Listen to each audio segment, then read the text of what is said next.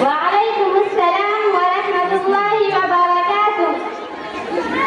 Office में इतना काम था कि मैं थक गई हूँ। अम्मी भाभी कहाँ है? दिखाई नहीं दे रही है। वह तो सदा सोती ही रहती है। जब भी मैं ऑफिस से आती हूँ वो दिखाई नहीं देती। इतना थकी हुई होती हूँ, एक गिलास पानी तक नहीं पूछती। न वक्त पर खाना मिलता है, न बिना बुलाया कपड़ा मिलता है। अभी मुझे शॉपिंग पर जाना है, मेरे कपड़े पर इस्त्री भी नहीं है। अभी मैं क्या पहनूंगी? और मेरे ससुराल के लोग आ रहे हैं। सारा घर बिखरा पड़ा है। वो लोग आएंगे तो क्या सोचेंगे? अम्मी तुमने बहू बनाकर लाई है या मालकिन? कहती है अपने कपड़े और अपनी के कपड़े खुद ही साफ किया करो। आखिर उसे किस बात का दुख है? अम्मी तुमने तो उसे सर पर चढ़ा रखा है। देखना है कि तुम बहुत पछताओगी। ठीक है बेटी, अभी मैं उस चुड़ैल की खबर लेती हूँ। वो मेरी बेटी को इतना तकलीफ दे रही है। वो अपने आप को समझ के क्या रखी है? अरे बहू इधर आओ। क्या बात है अम्मी? चल बड़ी आई अम्मी की बच्ची। मैंने तुमको बहू बनाकर लाई हूँ या मालकिन? तुम सब पर हुकूमत करने के लिए आई हो। तुम बेटी का कपड़ा अब तक क्यों नहीं तैयार की? वक्त पर खाना क्यों नहीं देती? और आज मालूम है बेटी के ससुराल वाले आ रहे हैं, तो तैयारी क्यों नहीं की? दिन भर मेकअप से लगी रहेगी तो खाना कैसे पकाएगी?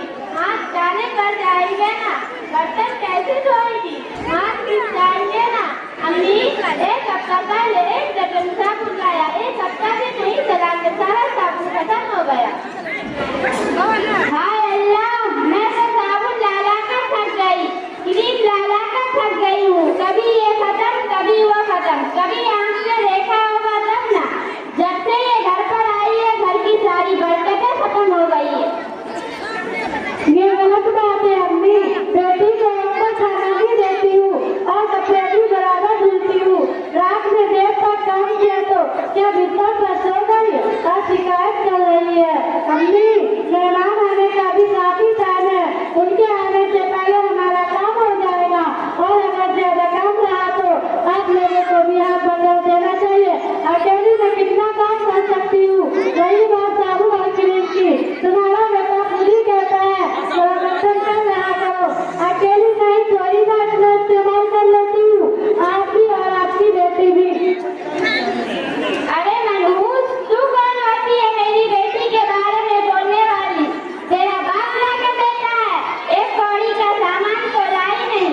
हमने समझा आएगी, करेगी, खिलाएगी, लेकिन तुम तो सारे घर पर कब्जा करने के लिए आई हो।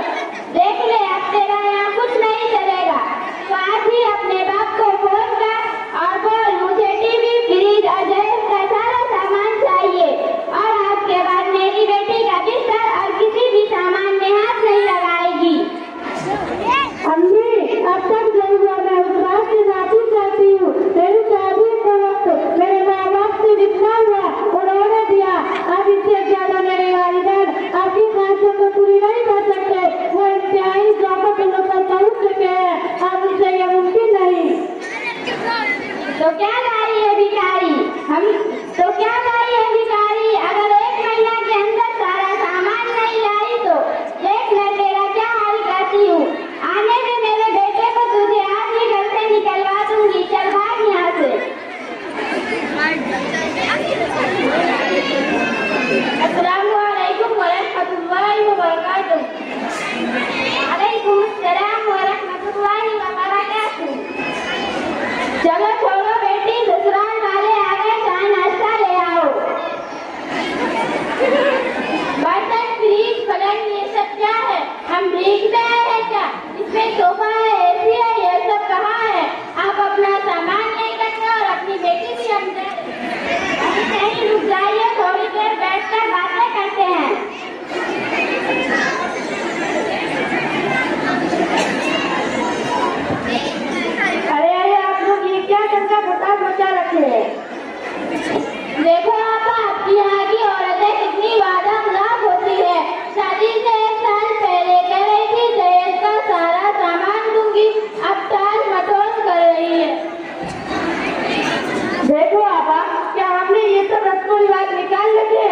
शादियों में हमको लड़की मिला बहुत है, आखिर आपकी भी तो बेटी है।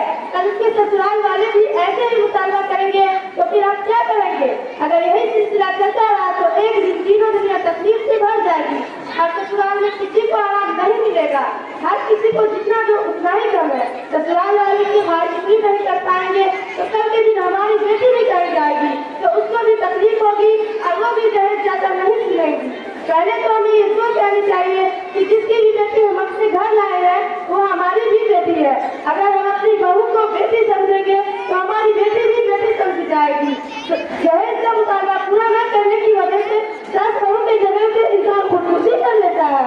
कैसी सास है, बहू को जला दिया और मार डाल दिया और तकलीफें दी। और सुनो आपा, जब किसी की बेटी हमारे घर बहू बनकर आती है तो हम उसे नौकरानी समझते हैं, छोटी छोटी गलती पर खानदान वालों का नाम काम करते हैं। लहू के आंसू रुला रहे हैं, कोई सुनेगा तो क्या कहेगा? लहू के आंसू रुला रहे हो, कोई सुनेगा तो क्या कहेगा? कोका की गाना सिखा रहे हो, कोई सुनेगा तो क्या कहेगा? मेरी बेटी को फूल जैसी न तुम सताना ये कह रही हो, मेरी बेटी को फूल जैसी न तुम सताना ये कह रही हो, मगर बहू को सता रही हो, कोई सुनेगा तो क्या कहेगा? हदीस पाक में आता है कि आप सल्लल्लाहु अलैहि वसल्लम एक जगह 3 मरतबा कसम खाता फरमाया। खुदा की कसम, हर वो शख्स मोमिन नहीं, हर वो शख्स मोमिन नहीं, हर वो शख्स मोमिन नहीं। सहाबा ने अर्ज किया, या रसूलल्लाह वो कौन?